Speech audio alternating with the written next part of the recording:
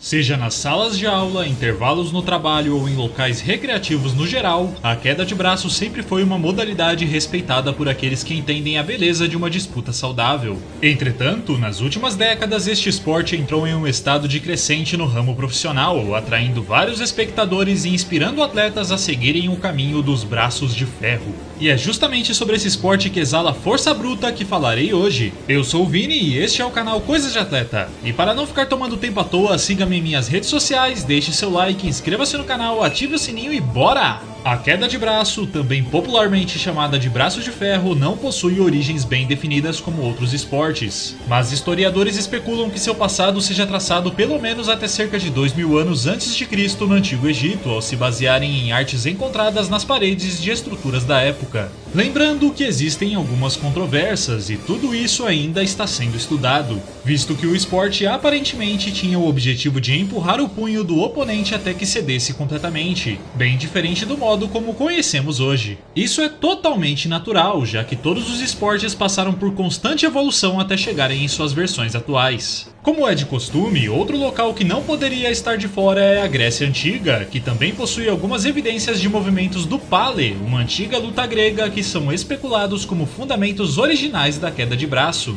como por exemplo apertar as mãos do oponente e retorcer seus dedos com tanta força a ponto de fazer seu corpo ceder com a dor. De acordo com a Suda, uma das mais antigas enciclopédias do mundo, um lutador chamado Leontiscus utilizou essa técnica para se tornar bicampeão da modalidade nas antigas Olimpíadas gregas. Bom, já passamos pelo Antigo Egito, que é conhecido por ser o berço de várias invenções, pela Grécia Antiga, que foi responsável por desenvolver uma grande quantidade de esportes, e para concretizar esta jornada, chegou a hora de visitarmos a terra que modificou e poliu tantas artes marciais, o Japão. Pois é, existem vários indícios como pinturas e crônicas que provam a existência da queda de braço nas civilizações japonesas do século XVIII. Antes mesmo do fim do shogunato, a queda de braço já havia se espalhado pelo mundo por conta das permissões que alguns países europeus tinham para realizar negócios com o Japão, ocasionando até mesmo na primeira fratura documentada da modalidade em um salão de Nova York em 1851.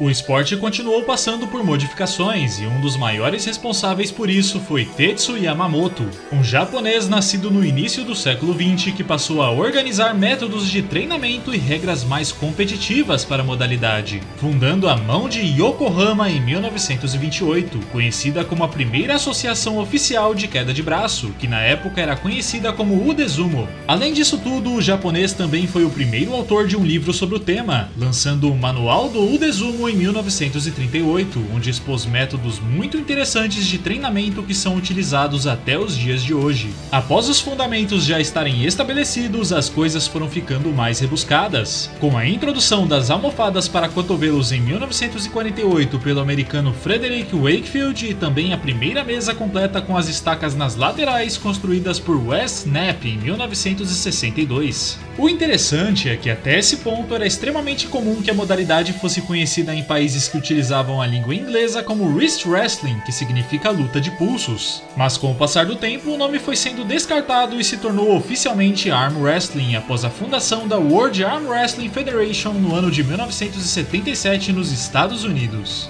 A WAF é a principal associação de queda de braço do mundo, responsável por regulamentar o esporte e também por organizar alguns campeonatos, como o World Arm Wrestling Championships, que teve sua primeira edição em 79 no Canadá e foi vencido por Dan Mason. Um fato importante a se mencionar é que a sede da WAF foi realocada para a Bulgária em 2002, com o intuito de se tornar mais acessível às diferentes associações locais de cada país, como no caso do Brasil, onde temos a Confederação Brasileira de Luta de Braço e Halterofilismo.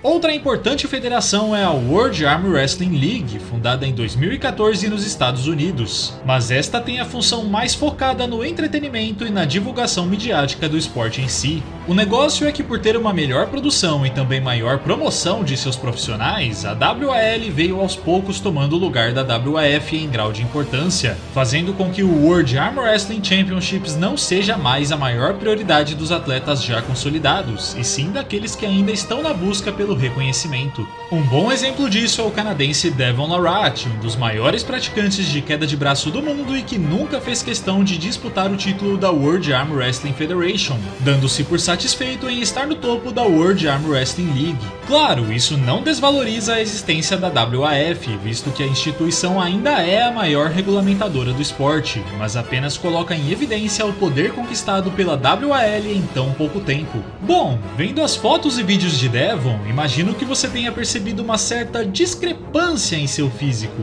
mais especificamente na diferença de tamanho entre seus braços. Isso é uma característica extremamente comum dos praticantes da queda de braço, pois o mais utilizado em competições sempre será priorizado nas rotinas de treinamento. Em geral, a metodologia de treino de um atleta de queda de braço envolve exercícios parciais e sem tanta amplitude de movimento, visto que o intuito não é a hipertrofia, mas sim a tensão gerada em cima do músculo e dos tendões, fortalecendo-os para aguentarem longos períodos de contração. Por conta disso, além dos exercícios convencionais, também são utilizados métodos menos ortodoxos para atingir o crescimento muscular de cada uma das partes do braço, incluindo o fortalecimento da pegada em si. Lembrando, é claro, que mesmo com a menor quantidade de amplitude, ainda se deve prestar muita atenção no movimento e tomar cuidado com a carga para que não haja perigo de lesão. Afinal, movimentos como estes causam uma imensa quantidade de tensão nos músculos, tendões, ligamentos e articulações no geral. E sem mais delongas, chegamos no momento de entender as regras desse esporte, que aliás são relativamente simples, pois tirando a questão das categorias de peso ou de qual braço será utilizado na disputa, tudo se mantém igual.